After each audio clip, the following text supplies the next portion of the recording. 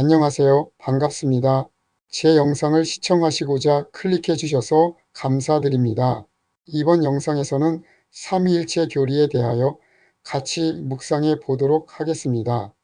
삼위일체 교리는 기독교 신학의 핵심 교리 중에 하나이며 가장 중요한 교리라고 해도 과언이 아닙니다.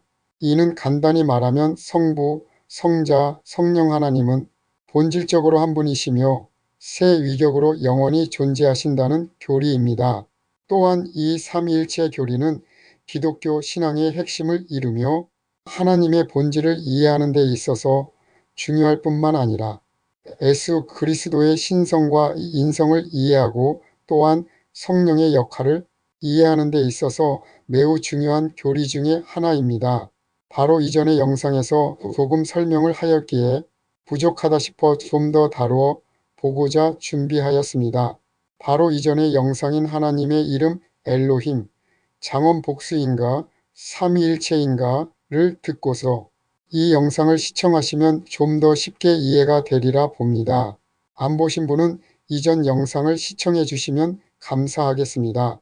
좀 어려운 내용이지만 이해가 안 되시면 반복해서 듣고 또 들으셔서 이번 기회에 삼위일체에 대하여 완전히 숙지하시면 감사하겠습니다. 삼위일체를 영어로 트리니티라고 하지요. 이 말은 세 개가 하나가 되었다는 뜻입니다. 라틴어로 트리니타스이고 헬라어로 트리아스라고 합니다. 삼위일체 교리를 간단히 설명하면 세 개의 위격이 하나의 본질을 갖고 있다는 것입니다. 세 분의 위격이 각각 다르지만 본질에서는 하나라는 것입니다. 여기서 위격이란 신적 본질 안에서 구별되는 존재 방식을 의미하는 것으로 성부, 성자, 성령으로 구분되는 세 가지 독립된 위격체를 말합니다. 서로 구별되지만 분리되지는 않는 고유한 속성을 가지고 있다는 것을 말합니다. 이러한 세 분의 독립되고 구별된 위격이 그 본질에 있어서는 동일한 신적 속성을 가지고 있다는 것입니다. 성부 하나님 아버지는 피조된 분이 아닙니다. 그분은 어디로부터 유래하지도 않았고 출생하지도 않았습니다. 단지 스스로 존재하시는 분이시며 모든 것의 원인자입니다. 아들이신 성자 예수님은 성부 하나님 아버지로부터 영원히 나신 분이십니다. 여기서 나셨다는 것은 시간적인 차원을 말하는 것이 아닙니다. 또한 성자 예수님은 누구에 의하여 피조되거나 다른 것에 속하지 않은 독립된 존재입니다. 성령 하나님은 아버지와 아들로부터 영원히 나오신 분이십니다. 마찬가지로 여기서 나왔다는 것은 시간적인 차원을 말하는 것이 아닙니다. 또한 성령 하나님도 피조되거나 어디에도 속하지 않는 독립된 존재입니다. 그런데 이 세 분이 본질에 있어서는 하나라는 것입니다. 즉 세 분 다 전능하시고 거룩하시고 유일하시고 영원하시고 불변하시고 편만하시고 신적인 아가페 사랑으로 하나 된 하나님이시라는 것이지요. 성부, 성자, 성령이라는 세 위격으로 구분되어 존재하지만 그 위격의 본질은 한 하나님으로 동일 본질이라는 것입니다. 삼위일체 교리는 AD 325년 니케아 공의회에서 시작되어 AD 451년 칼케톤 공의회에서 최종적으로 확정되었다고 볼 수 있습니다. 그 과정을 간단히 살펴보면 이렇습니다.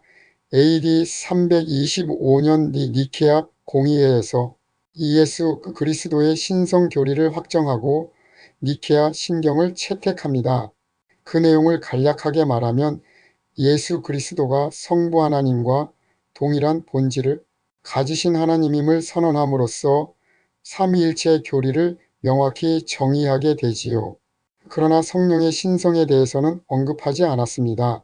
그러다가 AD 381년 콘스탄티노플 공의회에서 니케아 신경을 재확인하고 성령의 신성에 관해 선포하게 됩니다. 이 회의에서 삼위일체 교리가 더욱 정립되게 된 것이지요. 그러다가 AD 451년 칼케톤 공의회에서 126년간의 논쟁 끝에 삼위일체 교리를 최종적으로 확정하게 됩니다. 칼케톤 공의회는 예수 그리스도가 완전한 신성을 가지신 하나님이시며 동시에 완전한 인성을 가지신 참 사람이라는 교리를 확정했고, 이후 2000년 교회사에서 가장 핵심적인 신앙 고백의 근간이 되어온 것입니다. 그러나 이렇게 삼위일체 교리가 정립되기까지 쉽지만은 않았습니다. 그 과정 중에 중요한 논쟁이 있었지요. 그 중에 대표적인 논쟁이 아리우스 아타나시우스 논쟁입니다. 이 논쟁은 주 4세기 초 기독교 역사에서 가장 격렬했던 신학 논쟁 중 하나였습니다. 예수 그리스도의 본질과 삼위일체 교리에 대한 근본적인 질문을 제기했습니다. 알렉산드리아의 사제였던 아리우스는 성부 하나님만이 영원하고 유일한 신이며 성자 예수 그리스도는 성부에게서 창조된 피조물이라고 주장했습니다. 그러나 당시 알렉산드리아의 주교였던 아타나시우스는 예수 그리스도가 성부와 동일한 본질을 가진 참 하나님이라고 주장했습니다. 결국 AD 325년 콘스탄티누스 황제의 주재로 열린 니케아 공의회에서 아타나시우스의 주장이 정통 교리로 채택되었고, 아리우스의 주장은 이단으로 정제되었습니다. 거기서 니케아 신경이 채택되었고, 이 니케아 신경에서 성자 예수 그리스도께서 성부 하나님과 동일한 본질을 가진 하나님임을 선언하게 되었습니다. 또한 아리우스와 아타나시우스 논쟁과 관련하여 이오타라는 그리스어 철자 하나로 인해 벌어진 신학적 논쟁이 있었습니다. 이 논쟁은 예수 그리스도의 본질과 삼위일체 교리를 둘러싸고 벌어졌으며 니케아 공의회에서 중요한 쟁점이 되기도 하였습니다.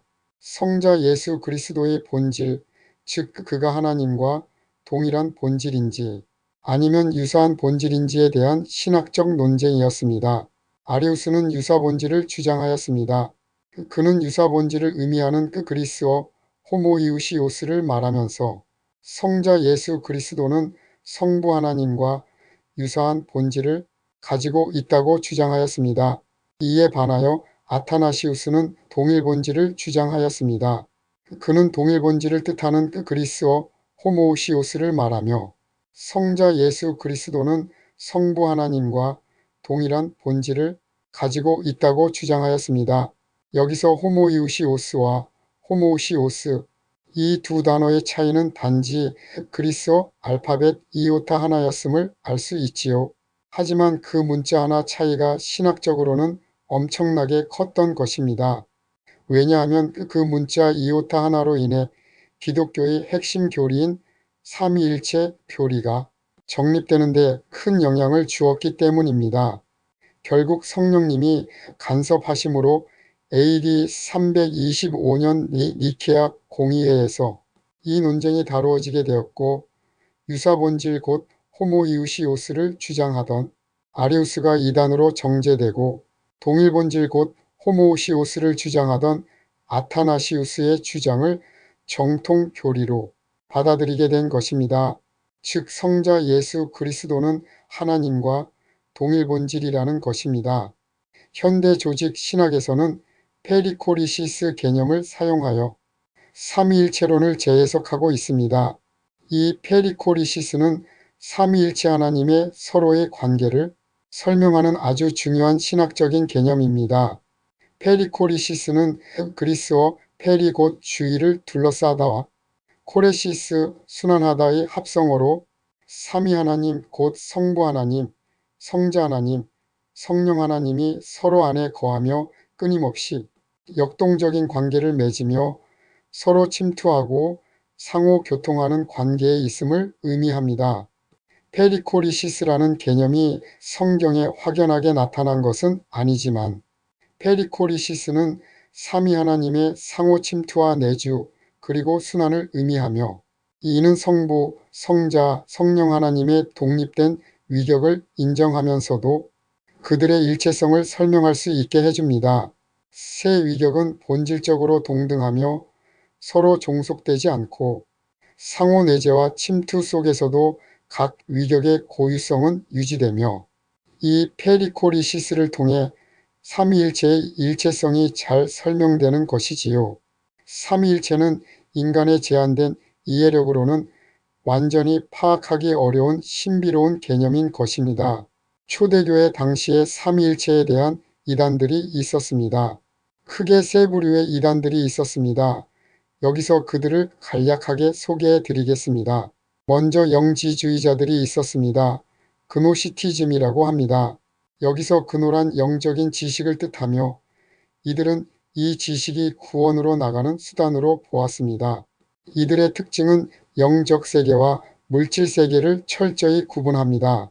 영과 물질, 선과 악을 엄격히 나누며 물질과 육체를 악한 것으로 간주하였습니다.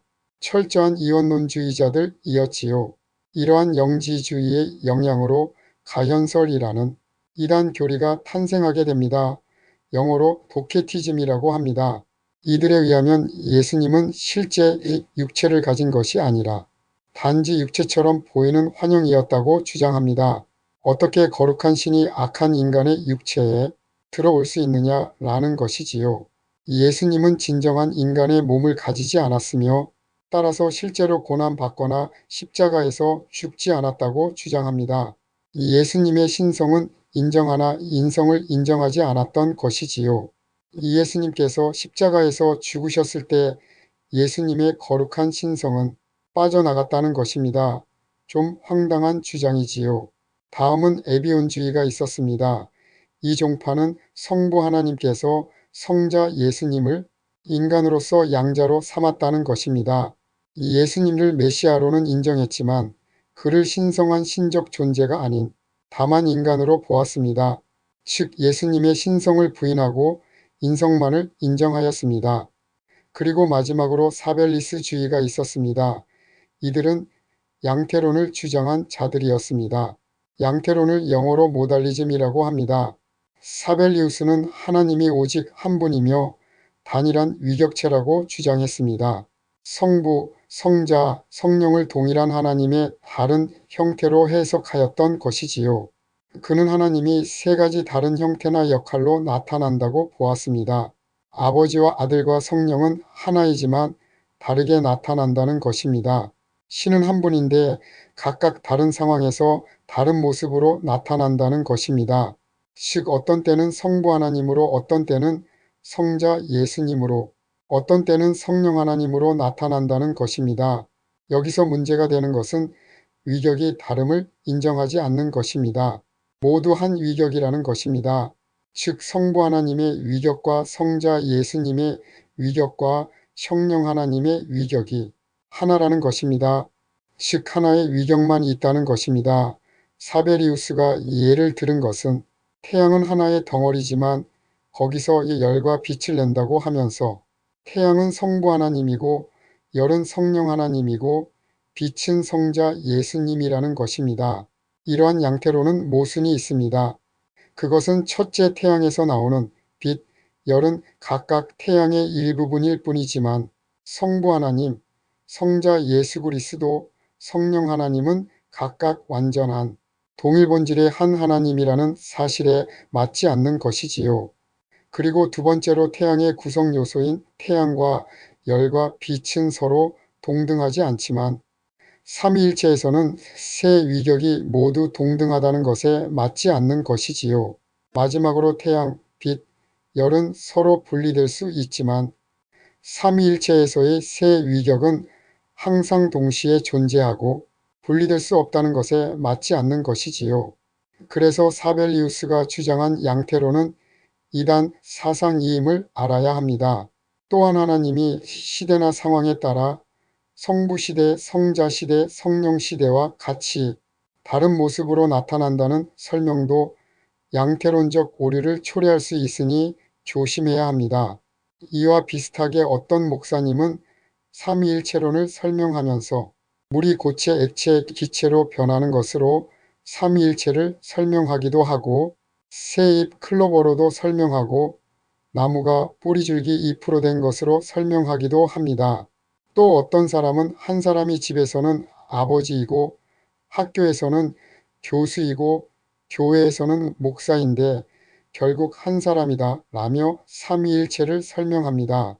이런 설명이 다 양태론적 삼위일체 설명입니다. 사실 삼위일체론은 너무 신비로운 것이기에 인간의 세계에서 일어나는 물리적인 현상이나 물질로 설명이 불가능한 것입니다. 삼위일체에 있어서 중요한 것은 어느 상황이라고 하더라도 성삼위 하나님이 동시에 같이 등장한다는 것입니다. 요한복음 1장에서 예수님의 세례받는 장면을 보면 성부 하나님이 이는 내 사랑하는 아들이요 내 기뻐하는 자라 라는 음성으로 말씀하시고 성령 하나님은 그때 비둘기처럼 내려오시며 성자 예수님께서 세례를 받으시지요. 이는 서로 다른 세 위격이 동시에 존재하며 서로 동일 본질로 교류함을 나타내는 장면입니다.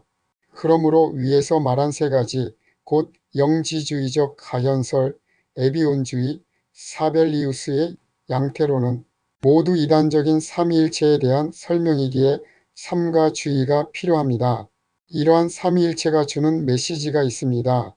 첫째는 삼위일체로는 주님의 피값으로 사신 사랑의 공동체인 교회 안에서 하나님의 형상을 따라 성도들이 하나가 되어 서로 사랑하고 섬겨야 할 것을 가르쳐 주고 있는 것입니다. 즉 공동체성의 중요성을 말씀하고 있는 것이지요. 교회 공동체를 파괴하는 행위나 분열시키는 행위는 절대로 행해서는 안 된다는 것이지요. 두 번째로 삼위일체 교리의 핵심은 서로 다른 세 위격이 동일 본질상 한 하나님이 된다는 것이지요. 그것은 하나님이 창조한 두 다른 인격체인 남자와 여자가 연합하여 하나가 됨을 보여주고 있는 것입니다. 그러나 서로 같은 두 인격체인 남자와 남자, 여자와 여자가 연합하여 하나가 될 수는 없는 것입니다. 그래서 동성애라는 것은 하나님의 창조 질서에도 어긋날 뿐만 아니라 삼위일체의 교리에도 어긋남을 알아야 합니다. 결론적으로 삼위일체 교리에 대한 올바른 이해는 기독교의 핵심 교리를 보호하고 이단으로부터 나 자신이 보호됨을 알아야 합니다. 삼위일체론을 부정하는 것은 기독교 신앙의 근간을 흔드는 행위와 같습니다. 부디 이 삼위일체 교리를 잘 숙지하여 바른 신앙 안에서 균형 잡힌 신앙인으로 나아가길 기도합니다. 제 영상을 시청해 주셔서 감사합니다. 주님의 은혜와 평강이 넘치시길 소망합니다. 샬롬. 구독은 무료입니다.